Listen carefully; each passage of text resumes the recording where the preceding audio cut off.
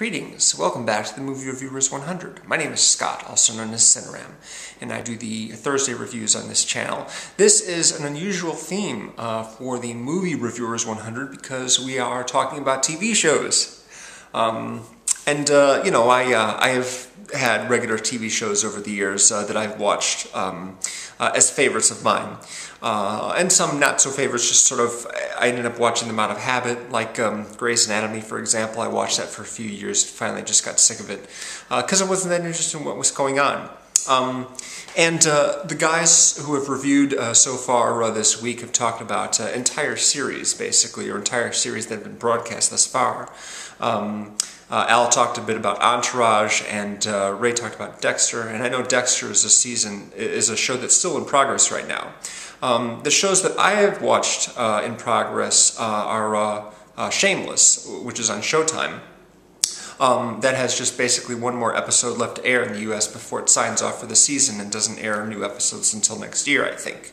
I also recently finished watching a show called Homeland, which was also on Showtime, with Claire Danes and Damian Lewis. It's sort of a bit like 24, only it's less fantastical, a little bit easier to take seriously. They aired the seasons last fall, but because of the on-demand programming for my cable package, I was able to watch the entire series in about a week just recently. I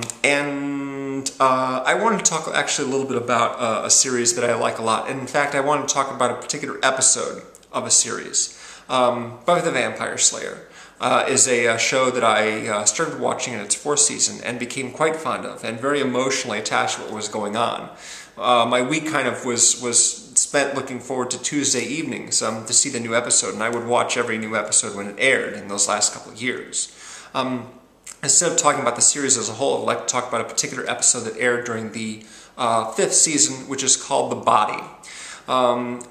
The setup for the show, if you didn't already know about this, and I'm sure most of you probably do, Buffy is a young girl when she's about, 16 or so. She's approached by a man and is told that she has powers of combat and the ability to spot vampires. And that she should use these powers to slay the vampires in her neighborhood. Now, this started out as a film, which was written by Joss Whedon, and then Whedon basically created a television series around the premise.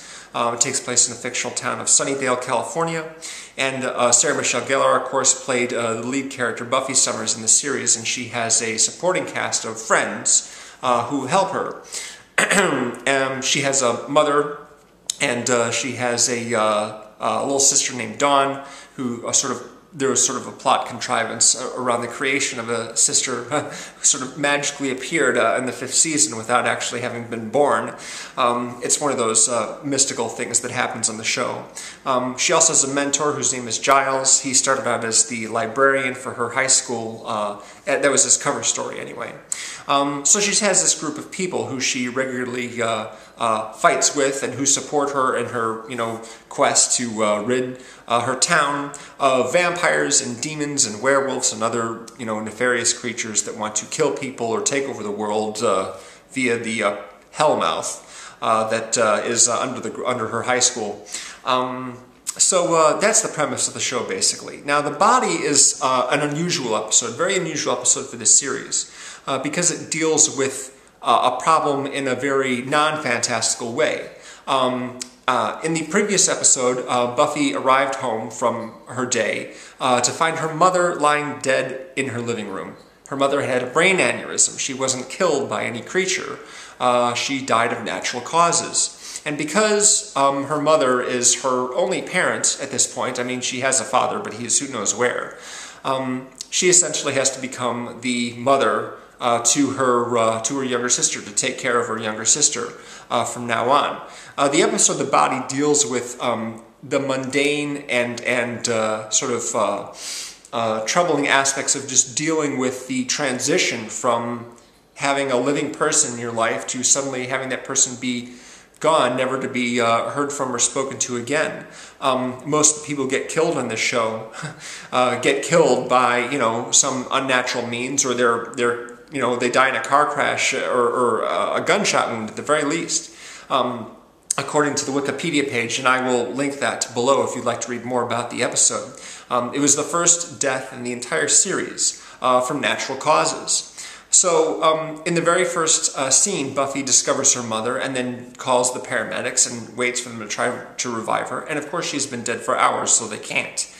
The second segment is Buffy going to her little sister's school to tell her what happened. The third segment is a few of her friends have gathered at one of their dorm room. They're in college, so a couple of them live in a dorm room, and they gather. They talk about what they're going to do next and how they're going to help Buffy with this and what they're going to do now that her mother is gone, and they all knew her and they all spoke with her and were friendly with her and had frequently had dinner, for example, at her home. Christmas dinner, for example, is one of the early scenes. They flash back to that, so you see what life was like, relatively normal life before this happened. I don't know exactly how the episode will play for people who've never seen the show before. As a standalone episode, it might not have the same impact as someone who has been watching the show for years as I had. In fact, when that last scene from the previous episode occurred, I actually cried myself to sleep last night. I mean, this is just something that was fairly unexpected for me. And the episode is done in a very different way from most episodes. There's lots of very long takes. There's long conversations. It's normally divided up into short scenes, but each portion of the show that is, divided by commercial breaks. Ordinarily, when you have a show on regular television, there are 4 or 5 commercial breaks during the course, and normally you have several scenes within each of those segments, but that wasn't the case in this episode. There was only one scene per segment, one long scene in which people stand around and they talk a little bit, but mostly they just try and figure out what to do next. How do we deal with this situation? This isn't something like something that we've ever handled before. And each character has kind of a different reaction to the situation. It's interesting because of the major characters, each one is sort of assigned to represent one of the 5 stages of grief. I don't recall what they are offhand, but one of them is bargaining, one of them is denial, one is acceptance, that kind of thing. So each character reacts in a different way to that. Also, in addition to sort of the extendedness of the scenes, rather than the short, sort of rapid-fire nature of the dialogue, there's lots of long pauses where people just don't know what to say. There's also a notable lack of music in this episode. Normally there's music in most of the scenes on the show, in practically every episode, and in this case there was no music at all. There's just sort of a lot of background ambient noise, whatever happens to be going on in the scene. There's nothing there to sort of help guide the viewer to feel a certain way, which is typically what a musical score does in a film or TV episode.